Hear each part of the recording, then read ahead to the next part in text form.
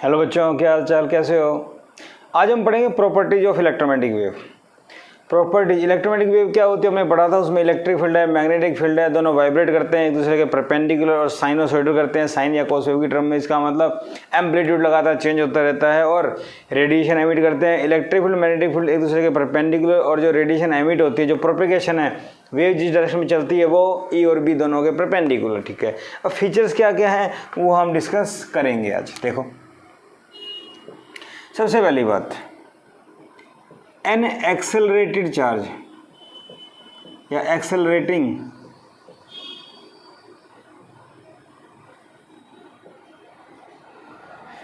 Is a source of electromagnetic wave. पहली बात हमने पढ़ लिया था इसके बारे में। दूसरा, ठीक है, electromagnetic wave do not require any medium for propagation। इसको चलने के लिए कोई मीडियम की रिक्वायरमेंट नहीं होती। ठीक है भाई। इसके बाद electromagnetic wave travels with speed of light in vacuum और एयर और वैक्यूम में स्पीड ऑफ लाइट से मूव करते हैं। ठीक है, एंड इज सी क्या होता है, 1/μ0 एप्सिलॉन नॉट, 1/μ0 एप्सिलॉन नॉट। ये तो आपको पता है μ0 क्या होता है, मैग्नेटिक परमेबिलिटी। एप्सिलॉन नॉट क्या होता है, इलेक्ट्रिक परमिटिविटी। पता है ना आप लोगों को। एप्सिलॉन नॉट की वैल्यू होती है 8.85 10⁻⁻12। ठीक है, और म्यू नॉट की वैल्यू क्या होती है 4π × 10⁻⁻7। बात समझ में आ रही है। यूनिट की अगर बात करें तो देखो, वेबर पर एम्पियर पर मीटर, और इसकी क्या होती है, के की यूनिट क्या होती है, न्यूटन मीटर स्क्वायर। एक मिनट रुको, न्यूटन मीटर स्क्वायर पर कूलम स्क्वायर ये होती है ना। इसका चेंज हो जाएगा, याद आ रहा कुछ। अरे F = 1/4π एप्सिलॉन के Q/R²। वहाँ से निकालते थे के याद आ रहा है, 1/4π एप्सिलॉन नॉट। तो के की जो आएगी उसका रिवर्स। ठीक है, इसको सोल्व करते हैं तो सी आता है, ऑन पुटिंग एंड सॉल्विंग। सी आता है 2.9998 समथिंग 10⁸ तो नियरली 3 × 10⁸ मीटर पर सेकेंड। क्या मेरी बात समझ में आ रही है। तो स्पीड ऑफ लाइट से मूव करती है इलेक्ट्रोमैग्नेटिक वेव। सनलाइट जो है वो इलेक्ट्रोमैग्नेटिक वेव है, क्लियर है। टॉर्च की लाइट सब इलेक्ट्रोमैग्नेटिक वेव है। ये स्पीड होती है, ये फॉर्मूला होता है। तो यहाँ से क्लियर है कि स्पीड जो होती है वो मीडियम की प्रॉपर्टी है, ना कि इलेक्ट्रिक फील्ड मैग्नेटिक फील्ड की। देखते हैं, अभी इतनी बात समझ में आ गई। 3 पॉइंट, ओके, 3 पॉइंट मुझे समझ में आ गई। इसके बाद और देखें, number 4, speed of electromagnetic wave is less than C in any medium, v less than c। v क्या है, स्पीड इन मीडियम। ठीक है भाई। सो फॉर्मूला क्या होगा v का, 1/μ एप्सिलॉन। एप्सिलॉन नॉट मीडियम के लिए ही आ जाएगा, पता है। ठीक है, यहाँ हम पुट करें, देखो epsilon by epsilon naught epsilon R होता है। तो एप्सिलॉन क्या होगा, epsilon naught epsilon R. Mu by mu naught क्या होता है, म्यू आर। तो यहाँ से म्यू क्या आ जाएगा, म्यू नॉट म्यू आर। इसको अगर पुट करते हैं तो वी क्या आ जाता है, 1/म्यू naught mu R epsilon naught epsilon R. ठीक है, तो वी क्या आ जाएगा, म्यू नॉट एप्सिलॉन नॉट क्या था, C divide by mu R epsilon R. इनकी वैल्यू फाइनाइट है, समझ रहे हो ना। इनकी वैल्यू एक से ज़्यादा है, और जब कोई वैल्यू एक से ज़्यादा होती है तो ये कम हो जाती है, v less than c। Prove हो गया, स्पीड कम हो जाती है क्योंकि ये दोनों एक से ज़्यादा होंगे। ठीक है, इतनी बात समझ में आ गई? ओके, ठीक है भाई, तो ये मुझे समझ में आ गया, स्पीड के बारे में पता लग गया भाई, स्पीड कहाँ कम होती है कहाँ ज़्यादा होती है। ठीक है भाई, तो यहाँ से क्या डिसाइड हुआ, पांचवा point, speed of electromagnetic wave in any medium do not depend on amplitude, मतलब maximum value of electric field and magnetic field.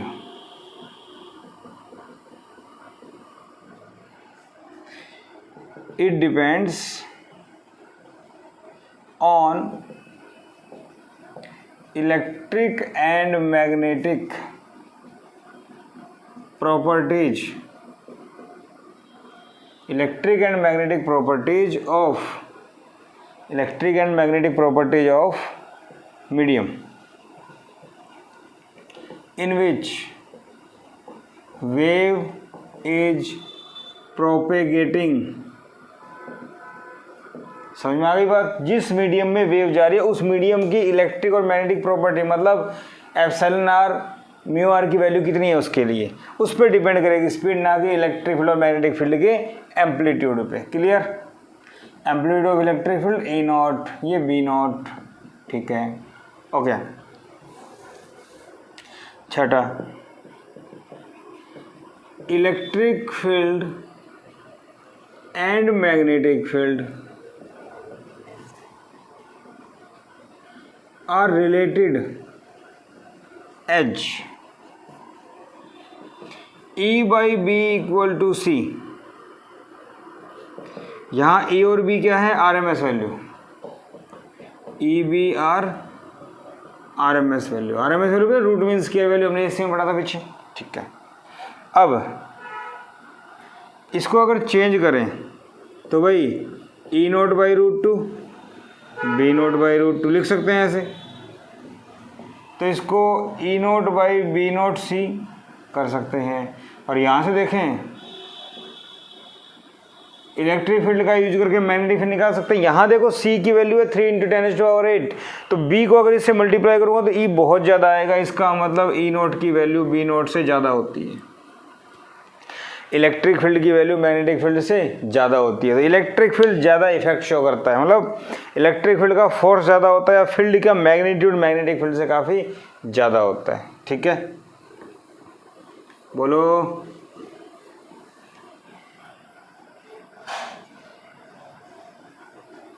ठीक है भाई, इतनी बात समझ में आ गई। इलेक्ट्रिक फील्ड का मैग्नीट्यूड ज़्यादा आने वाला है एम्पलीट्यूड मैग्नेटिक फील्ड से, इसीलिए इसको पोलराइजेशन में यूज करते हैं। पोलराइजेशन में हम इलेक्ट्रिक फील्ड वेक्टर यूज करते हैं, ना कि मैग्नेटिक फील्ड वेक्टर, क्योंकि इसका एम्पलीट्यूड ज़्यादा होता है। ठीक है, in wave optics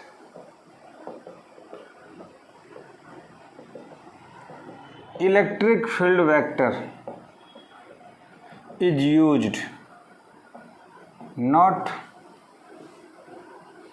magnetic field vector, because amplitude of E is more than B। अभी बताया मैंने। ठीक है, ये बात समझ में आ गई। ठीक है भाई, इतनी बात समझ में आ गई। अब हम लिख सकते हैं electromagnetic wave shows optical effect.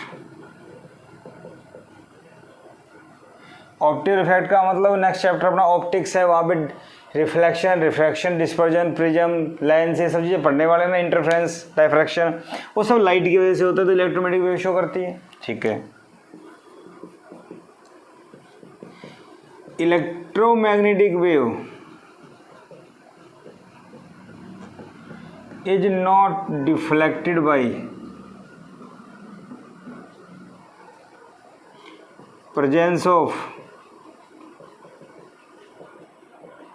Electric field and magnetic field.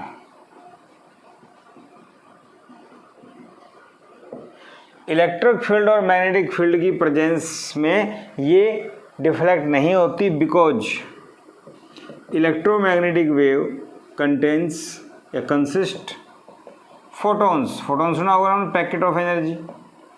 क्योंकि इसके अंदर कोई चार्ज तो होता नहीं है जो इलेक्ट्रिक फील्ड मैग्नेटिक फील्ड से डिफ्लेक्ट होगा, इसके अंदर तो फोटॉन्स होते हैं। इसमें इलेक्ट्रिक फील्ड है जो एक दूसरे में वाइब्रेट करता है, बट एनर्जी की फॉर्म में चलता है वो ना, फोटॉन्स। इसलिए इलेक्ट्रिक फील्ड मैग्नेटिक फील्ड से अफेक्ट नहीं होता। बहुत से बच्चे कंफ्यूज हो जाते हैं कि इलेक्ट्रोमैग्नेटिक वेव में इलेक्ट्रिक फील्ड है मैग्नेटिक फील्ड है, तो इलेक्ट्रिक फील्ड से टकराएगा तो डिफ्लेक्ट होगा, लेकिन ये एनर्जी है फोटॉन, इसलिए नहीं होगा। ठीक है, क्या इतनी बात समझ में आ गई? ओके। इसके बाद देखो भाई, हम नेक्स्ट बात करें, इलेक्ट्रोमैग्नेटिक वेव की जो टोटल एनर्जी होती है वो इलेक्ट्रिक फील्ड और मैग्नेटिक फील्ड में इक्वली डिवाइड होती है। और हम एनर्जी की बात ना करके एनर्जी डेंसिटी की बात करेंगे, एनर्जी पर यूनिट वॉल्यूम। ठीक है, next point number 9,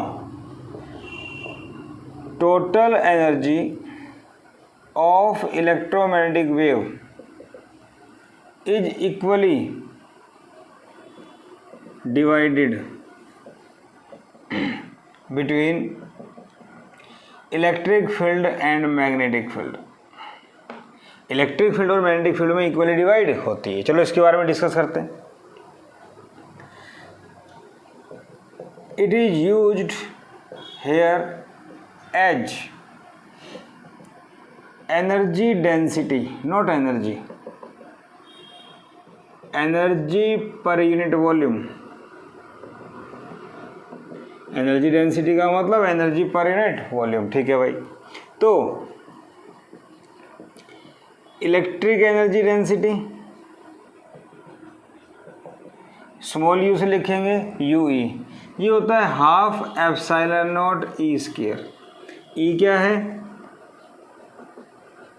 RMS electric field, समझ जाओगे। फिर आता है magnetic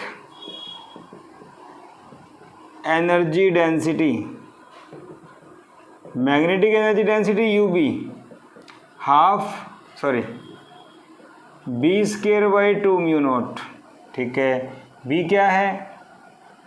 RMS magnetic field, RMS value of magnetic field. इतनी बात समझ में आ गई? ठीक है भाई, इतनी बात मुझे समझ में आ गई। ये यहाँ पे UE UB जो है ये इंस्टेंटेनियस एनर्जी डेंसिटी है। ठीक है, UE half epsilon not E square, इसको बोलते हैं इंस्टेंटेनियस इलेक्ट्रिक एनर्जी डेंसिटी। और UB B square by 2 mu not, इसको बोलते हैं इंस्टेंटेनियस मैग्नेटिक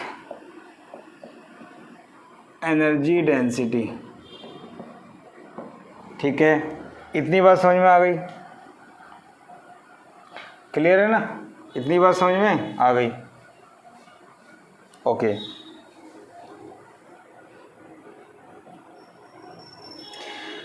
UE UB मुझे पता लग गया। इसके बाद देखो,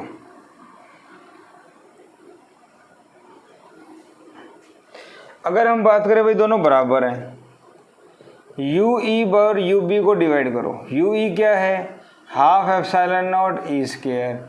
ये क्या है? B square by 2 mu not. 2 से 2 कैंसिल। ठीक है, epsilon not E square by B square. ठीक है, तो E बाई B क्या होता है भाई?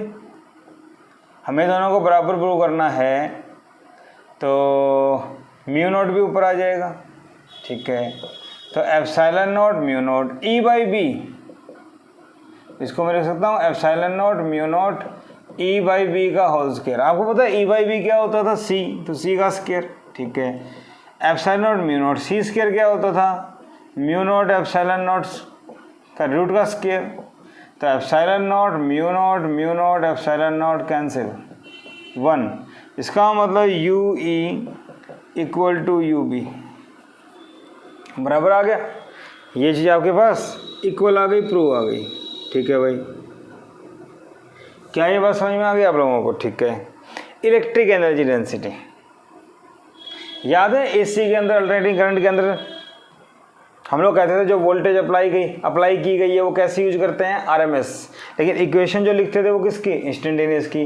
वैसा ही कुछ है यहाँ पे ई आरएमएस है, बट ये जो पूरी वैल्यू है ये किसकी है? इंस्टेंटेनियस की। ध्यान रखना, कन्फ्यूज नहीं होना इसके अंदर। ठीक है, अब इतनी बात मुझे समझ में आ गई, अब दोनों बराबर आ गई। अब आपसे कोई पूछे भाई total energy density, total energy density क्या हो जाएगी? यू, इसको दोनों को ऐड कर दो, यू ई प्लस में U B, half epsilon naught E square plus में B square by 2 mu naught. लेकिन half epsilon naught E square U E और यू बी बराबर है, तो यू क्या हो जाएगा? दोनों का sum, B square by 2 mu naught की जगह भी ये कर दो, तो एप्सिलॉन नॉट ई स्क्वायर, या फिर B square by 2 mu naught plus में B square by 2 mu naught, तो ये B square by mu naught. तो मैं लिख सकता हूँ total energy density, total energy density U क्या हो गई? एप्सिलॉन नॉट ई स्क्वायर या B square by mu naught. ठीक है, ओके। ई क्या है? RMS value, E B RMS value. ठीक है, नाउ तो ई इक्वल टू क्या होता है? E naught by root 2, B equal to क्या होता है? B naught by root 2। पता है ना आरएमएस वैल्यू कैसे लिखते हैं? तो यू क्या बन जाएगा इसकी टर्म में? ई की जगह ये रखो, स्क्वायर कर दो, तो ये क्या हो जाएगा? Half epsilon naught E naught square, E max maximum value है ये। इसी टाइप से ये क्या हो जाएगा? B naught square by 2 mu naught, B naught क्या है? B max. क्या मेरी बात समझ में आ रही है? तो half epsilon naught E square electric energy density है, और एप्सिलॉन नॉट ई स्क्वायर ये आपकी टोटल है। लेकिन ई की जगह ई नोट करके हाफ लगा दें तो भी ये टोटल है। ध्यान रखना, कन्फ्यूजन नहीं होना चाहिए, इन चीज़ों को अच्छे से समझो। ई की जगह ई नोट कर, देखो टोटल वैल्यू ये आ रही है हमारे पास, बट ई को ई नोट बाई रूट 2 करेंगे, बी को बी नोट बाई रूट 2 करेंगे, तो ये टोटल की टर्म में आ जाती है। ठीक है, ओके। इसके बाद बात आती है एवरेज एनर्जी डेंसिटी। इंस्टेंटेनियस तो हो गया, एवरेज क्या होती है? यही आंसर आएगा। देखो, एवरेज का मतलब होता है इंस्टेंटेनियस की एवरेज, क्योंकि इलेक्ट्रिक फील्ड का मैग्नीट्यूड लगातार चेंज हो रहा है। ठीक है ना, एवरेज एनर्जी डेंसिटी, तो यू क्या फॉर्मूला क्या है? एप्सिलॉन नॉट ई स्क्वायर है। एवरेज कैसे आएगा? यू एवरेज क्या आएगा बताओ जरा, सोचो। यू एवरेज आएगा टोटल टाइम से डिवाइड, और टोटल एनर्जी निकाल लो, 0 से t epsilon naught E square. Clear? ठीक है, यहाँ पे ये इंस्टेंटेनियस था, एप्सिलॉन नॉट बाहर। ठीक है ना, हम यूज करते थे वहाँ पे आरएमएस। इंस्टेंटेनियस है, इंस्टेंटेनियस है तो E equal to E naught sine omega T, पता है ना, इसका स्क्वायर। तो ये क्या हो जाएगा? E naught square sine square omega T, अरे हाँ या ना, और इंटीग्रेशन 0 से t, तो ये आ गया 1/t epsilon naught E square sine square omega T का इंटीग्रेशन आप सोल्व करो, इसकी वैल्यू आएगी t/2 ऑन सॉल्विंग। हमने पीछे किया था ना पावर वगैरह में, वहाँ से आप देख सकते हैं ये आएगा, ये इससे कैंसिल, तो एवरेज वैल्यू कितनी आ गई? Half epsilon naught E naught square. E naught क्या है? E max, maximum value. तो एनर्जी डेंसिटी की टोटल जो वैल्यू आई थी half epsilon naught E naught square, वही एवरेज वैल्यू है, वही एवरेज वैल्यू है। सिमिलरली यू एवरेज क्या होगा? B naught square by 2 mu naught. समझ रहे हो ना? तो कन्फ्यूजन नहीं होना चाहिए, एक ही बात है। यहाँ भी आप प्रूव कर सकते हो कि दोनों बराबर होते हैं, इलेक्ट्रिक और मैग्नेटिक दोनों बराबर होते हैं। देखो, सिंस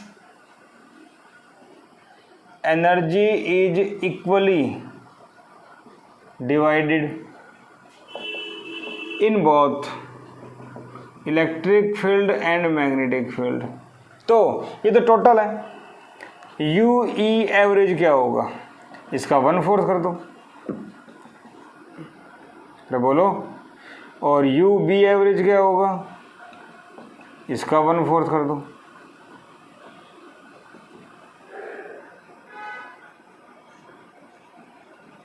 आई बात समझ में? तो half epsilon naught E square था, ई को ई नॉट बाई √2 कर दो, बात वही आने वाली, कन्फ्यूजन वाली कोई बात नहीं है, समझ गए ना। तो एवरेज वैल्यू, इंस्टेंटेनियस वैल्यू कोई खास बात नहीं है, चीज़ें वही हैं। क्लियर? बोलो भाई। Total energy density epsilon naught E square आई थी, इसको उसकी टर्म में ले सकते हैं। ई नॉट की टर्म में ये टोटल है, हाफ कर दो। बात समझ में आ गई? कोई कन्फ्यूजन नहीं है, ठीक है भाई। अच्छा, एक चीज़ और, ई नॉट आएगा ये, ठीक है, half epsilon naught E square. Okay, तो ये मेरे पास फॉर्मूला आ गया। एवरेज हो चाहे कोई भी हो, सब बराबर होते हैं। तो एनर्जी डेंसिटी समझ में आ गई। मान लो क्वेश्चन आ जाए आपके पास, क्या amplitude of electric field is 1 newton per coulomb. Amplitude of electric field is 1 newton per coulomb. Find amplitude of magnetic field. पहला पार्ट। दूसरा पार्ट, एवरेज एनर्जी डेंसिटी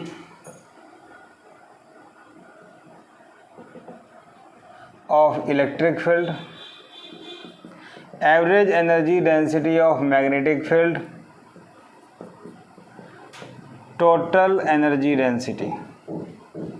ये क्वेश्चन आपके पास आ जाए तो हम लोग क्या करेंगे इसके अंदर? सबसे पहले आपको क्या दिया हुआ है, ई नॉट 1, तो आपको पता है since E naught by B naught कितना होता है, सी, तो ई नॉट 1 है, बी नॉट सी, तो बी नॉट कितना हो गया, उल्टा कर देंगे तो 1/c, 1/3 10⁸, तो बी नॉट कितना आ गया 1/3, 0.3 10⁻⁻8। अरे हाँ या ना? ठीक है, तो ई नोट दे रखा था, बी नोट आ गया मेरे पास, इतनी बात समझ में आ गई। इसके बाद average energy density, B part, average energy of electric field. तो इलेक्ट्रिक फील्ड का फॉर्मूला क्या आया था, half epsilon naught E naught square. ठीक है भाई, 1/4 एप्सिलॉन नॉट क्या होता है 8.85 10⁻⁻12, ई क्या था 1, तो ये जाएगा 2.21 10⁻⁻12। ठीक है, एनर्जी डेंसिटी क्या है, एनर्जी पर यूनिट वॉल्यूम, तो यूनिट क्या हो जाएगी इसकी, जूल पर मीटर क्यूब। क्या मेरी बात समझ में आ रही है? एनर्जी डेंसिटी यूनिट क्या हो जाएगी, जूल पर मीटर क्यूब। ठीक है भाई, इतनी बात समझ में आ गई। ओके, बी पार्ट हो गया। सी पार्ट, सी पार्ट क्या होगा, यही होगा सेम, क्योंकि यू ई और यू बी बराबर हैं, तो इसका आंसर भी यही होगा 2.21 10⁻⁻12। ये बात समझ में आ गई। इसके बाद ये कह रहा है टोटल, डी पार्ट कह रहा है यू, तो यू ई प्लस में यू बी, दोनों को जोड़ दो, दोनों को जोड़ेंगे इसका डबल कर दो, डबल करेंगे तो 4.42। आई थिंक बात समझ में आ गई। अगर ई नोट दे रखा है तो बी नोट निकाल लो, E naught by B naught equal to C से, और यहाँ फॉर्मूला याद है तो हम ये निकाल। छोटे छोटे सवाल है, कभी कभी सीबीएसई में पूछ लेते हैं, कभी नीट में आ जाते हैं इस टाइप के सवाल। ठीक है, तो एनर्जी डेंसिटी क्या होती है समझ में आ गया। ठीक है भाई, इसके बाद बात आती है intensity of electromagnetic wave. Intensity of electromagnetic wave. समझ रहे हो मेरी बात? इलेक्ट्रोमैग्नेटिक वेव की अगर मैं इंटेंसिटी की बात करता हूँ तो क्या होगा? देखो, सपोज करो मेरे पास एक सिलेंडर दिया हुआ है जिसकी लेंथ L है और एरिया A है, ठीक है। इसके अंदर से इलेक्ट्रोमैग्नेटिक वेव पास कर रही है, इलेक्ट्रोमैग्नेटिक वेव इसके अंदर से पास कर रही है। इतनी बात समझ में आ गई? ठीक है। तो इंटेंसिटी होती क्या है? पहली बात तो ये, it is the energy passing through unit area in unit time perpendicular to its direction. ठीक है। इंटेंसिटी क्या है? एनर्जी पर सेकंड पर यूनिट एरिया। तो एक यूनिट एरिया से यूनिट सेकंड में जो एनर्जी पास करेगी जो एरिया इसके परपेंडिकुलर है, तो उसको क्या बोलते हैं? इंटेंसिटी। ठीक है, इतनी बात समझ में आ गई? ओके, तो देखो हमारे पास एनर्जी डेंसिटी का फॉर्मूला क्या है? देखो, अगर मैं यहाँ बात करूँ तो वॉल्यूम क्या होगा सिलेंडर का? एरिया इनटू में लेंथ। ठीक है, तो एनर्जी डेंसिटी का फॉर्मूला क्या है? एनर्जी बटे वॉल्यूम। एनर्जी बटे वॉल्यूम क्या है? AL। क्या इतनी बात समझ में आ गई? ठीक है, तो इंटेंसिटी क्या होती है? इंटेंसिटी होती है energy per unit area per unit time. Intensity क्या होती है? Energy per unit area per unit time. क्या मेरी बात समझ में आ रही है? ठीक है। U चाहिए तो यहाँ से U क्या आ जाएगा? UAL। इस U को AL से मल्टीप्लाई कर तो U आ जाएगा, तो UAL। यहाँ से AT, A से A कैंसिल। क्या मेरी बात समझ में आ रही है? ठीक है, अरे बोलो, क्या मेरी बात आपके समझ में आ रही है? ठीक है, तो इंटेंसिटी क्या हो जाएगी?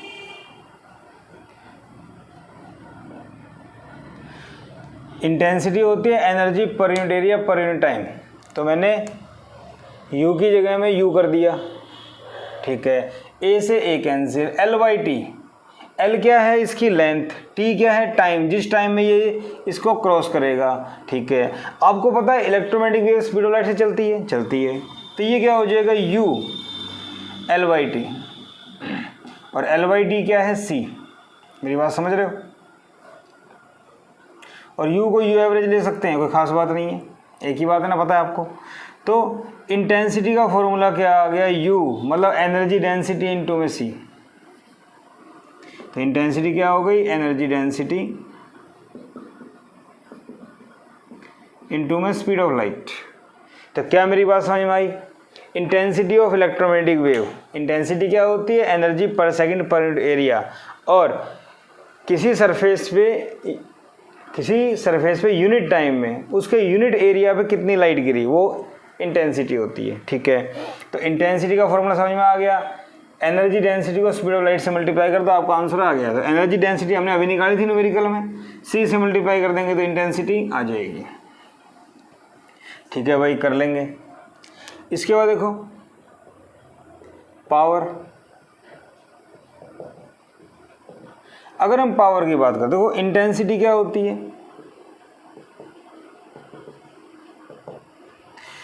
इंटेंसिटी होती है energy per unit area per unit time. ठीक है भाई, intensity I, energy upon time क्या होता है? पावर। तो इंटेंसिटी पावर अपॉन एरिया।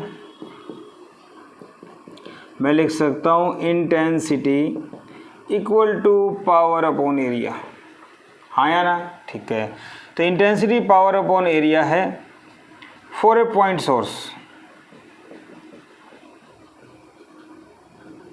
अगर मैं एक पॉइंट सोर्स की बात करूँ, पॉइंट सोर्स का मतलब ये पॉइंट सोर्स है, यहाँ से रेडिएशन निकल रही है इस टाइप से। जनरली इसी के ऊपर क्वेश्चन आते हैं, वैसे सिलेंड्रिकल सोर्स भी होता है और भी होते हैं, लेकिन जनरली इसके ऊपर क्वेश्चन आ जाते हैं।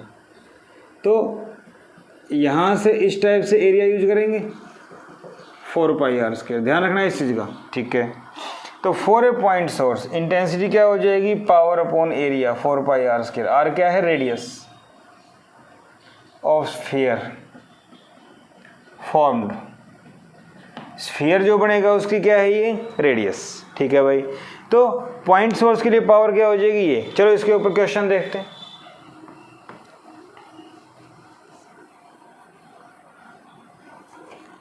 क्वेश्चन है find electric field and magnetic field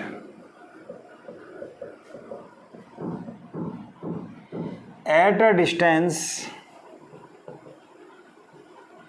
of 3 meter from a 100-watt bulb of efficiency 2.5%. Assume bulb as a point source. अब ये क्वेश्चन आ गया मेरे पास। इस क्वेश्चन में क्या करें, सबसे पहली बात बल्ब की एफिशिएंसी 2.5 है, तो पावर क्या हो गया 100 वोल्ट का है, लेकिन एफिशिएंसी का मतलब जो रेडिएशन एमिट करेगा वो 2.5% है। क्या मेरी बात समझ में आ रही है, तो 2.5% है, तो पावर कितनी आ गई 2.5 वाट। अरे बोलो, ठीक है। इसके बाद एरिया क्या आ जाएगा, आपको पता है ना बल्ब पॉइंट सोर्स है, ये ऐसे दिया हुआ है 3 मीटर, तो एरिया क्या होगा 4πr²। तो 4πr², 3 का स्क्वायर 9, तो एरिया हो गया 9 4 जा 36, 36 108, अप्रोक्स 113 के आसपास आएगा ये, ठीक है। आप चेक कर सकते हैं। तो पावर आ गई मेरे पास, एफिशिएंसी कितनी है 2.5%। इतनी बात समझ में आ गई आप लोगों को, ठीक है भाई। एरिया आ गया। नाउ इंटेंसिटी का फॉर्मूला होता है पावर अपॉन एरिया, तो पावर कितनी आ गई 2.5 और एरिया कितना आ गया 113। क्या मेरी बात समझ में आ गई, ठीक है। इसको इतना रख लेते हैं। ये जो इंटेंसिटी है वो टोटल इंटेंसिटी है,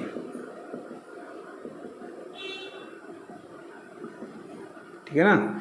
और यूनिट क्या होती है, energy per unit area, energy per unit time. तो एनर्जी पर सेकंड क्या होता है, वॉट पर मीटर स्क्वायर, लिख सकता हूँ, यूनिट हो जाएगी, ठीक है। तो टोटल इंटेंसिटी है, एवरेज एनर्जी डेंसिटी टर्म में क्या फॉर्मूला था, याद आ रहा है। इंटेंसिटी थी यू एवरेज इंटू सी, अभी भी आया था। यू एवरेज क्या था, half epsilon naught E naught square total, ठीक है। यहाँ से अगर देखें तो 2I बाई एप्सिलॉन नॉट सी, और ये आ जाएगा ई नॉट और इसका रूट। सॉल्व करेंगे हमारा आंसर आ जाएगा, देखो ई नॉट क्या आया √2, आई कितना है 2.5/113 divide by epsilon not into में सी क्या होता है 3 10⁻⁸। एप्सिलॉन नॉट क्या है 8.85 10⁻⁻12। जस्ट कैलकुलेशन है, सॉल्व कर लेंगे। सॉल्व करेंगे तो आपका आंसर आ जाएगा, ठीक है भाई। इतनी बात मुझे समझ में आ गई, सॉल्व कर लेंगे आप। इसके बाद बात आती है बी निकालो, तो since E naught by B naught क्या होता है सी, तो ई नॉट आ गया, तो ई नॉट बाई सी क्या है बी नॉट। कैलकुलेट, अगर ई नॉट पता लग गया यहाँ से सी से डिवाइड कर, तो सी क्या होता है 3 × 10⁸। वैल्यू पुट करो, बी नॉट आ जाएगा। तो ई नॉट बी नॉट आ गया मेरे पास, ठीक है। कोई आपसे पूछे मैक्सिमम वैल्यू बताओ तो ठीक है, अगर कोई पूछे आरएमएस वैल्यू बताओ तो ई नॉट निकाल के बाई √2 कर दो ई आर एम एस, पता है।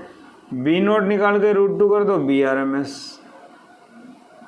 तो क्या इस टाइप का सवाल आ जाए इसमें कोई सोर्स दे रखा हो 2 मीटर पे 3 मीटर पे निकालना हो और एफिशिएंसी दे रखी हो, तो एफिशिएंसी को मल्टीप्लाई कर दो उससे बटे 100 करके, पावर आ जाएगी।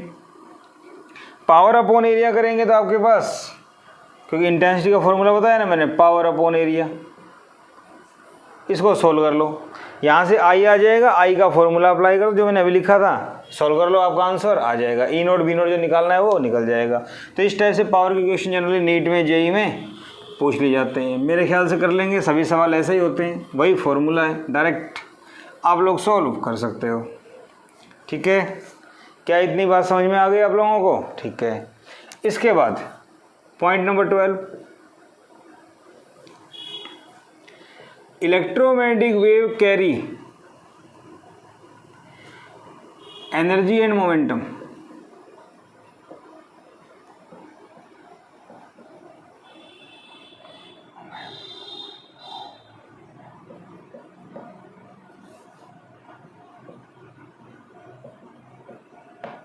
इलेक्ट्रोमैग्नेटिक वेव जो चलती है तो एनर्जी होती है, हमने पढ़ा था। एनर्जी के साथ साथ मोमेंटम भी होता है। एनर्जी और मोमेंटम में रिलेशन क्या होता है? E = PC। ठीक है, ये energy in term of relativity की कंसेप्ट है। ये रिलेटिविटी, थ्योरी ऑफ रिलेटिविटी में आता है। वहाँ पे जब कोई चीज़ स्पीड ऑफ लाइट से चलती है उसके लिए फॉर्मूला होता है। तो P क्या हो जाएगा? E/c। E क्या था? U, एक ही बात है। तो दिस इज लीनियर मोमेंटम या मोमेंटम। तो मोमेंटम का फॉर्मूला क्या है? U/c। इतनी बात समझ में आ गई? ठीक है। पॉइंट नंबर 13, एनर्जी मोमेंटम होता है। सीबीएसई में कई बार पूछ चुके हैं, क्या इलेक्ट्रोमैग्नेटिक वेव में एनर्जी मोमेंटम होता है? यस होता है, फॉर्मूला बता दो आप। ठीक है, इसके बाद बात आती है रेडिएशन प्रेशर। इलेक्ट्रोमैग्नेटिक वेव है, उसकी रेडिएशन है लाइट, तो वो प्रेशर भी डालती है। जैसे आप देखा होगा, हमने धूप में कोई चीज़ को रख दिया, कुछ देर बाद वो गर्म हो जाती है, तो वो प्रेशर है। ठीक है ना? कैसे चेक करते हैं? Electromagnetic wave exert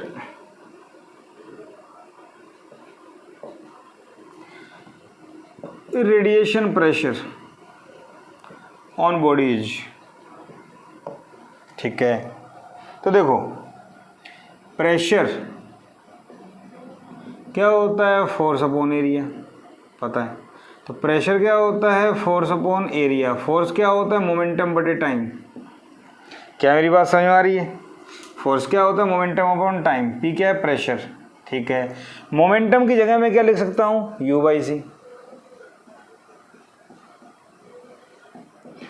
energy per unit area per unit time, energy per unit area per unit time intensity होती है, तो इंटेंसिटी बाई सी। तो बेटा प्रेशर क्या हो गया?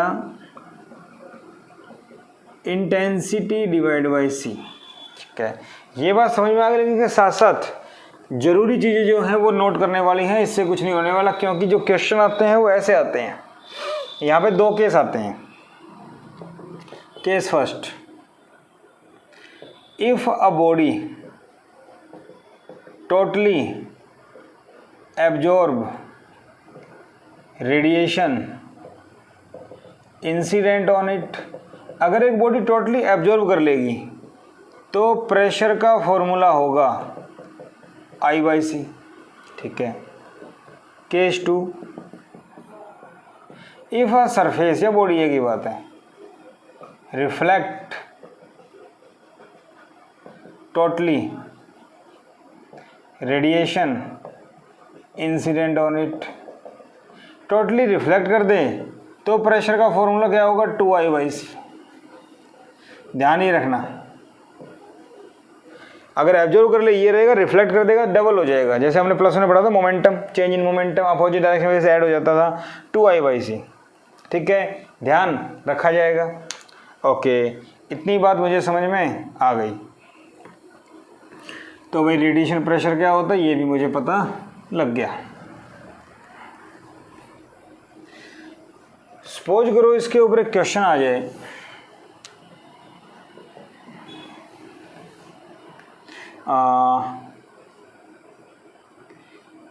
Radiation are incident on a mirror of size a 10⁻⁻⁶ metre square. ठीक है, हमें साइज दिया हुआ है, power of source is 10 watt. Source की पावर क्या दी हुई है आपको? 10 watt. Okay, find radiation pressure.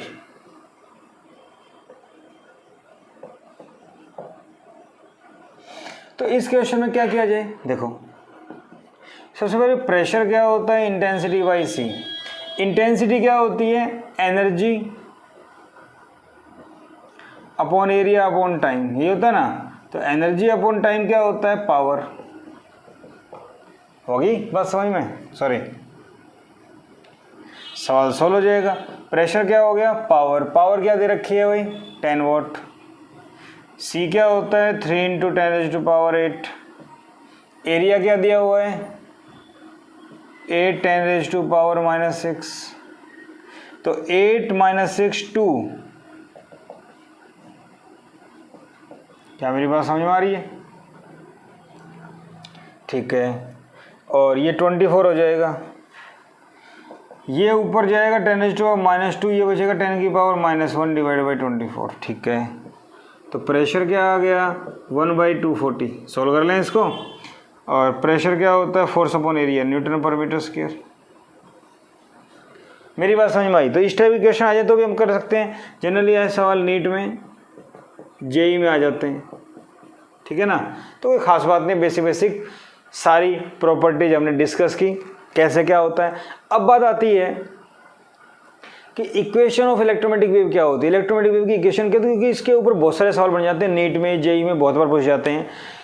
किस डायरेक्शन में प्रोपेगेट कर रही है, इलेक्ट्रिक फील्ड डायरेक्शन क्या है, मैग्नेटिक फील्ड डायरेक्शन क्या है, फ्रीक्वेंसी क्या है, और प्रोपेगेशन कांस्टेंट क्या होगा, वेवलेंथ क्या होगी।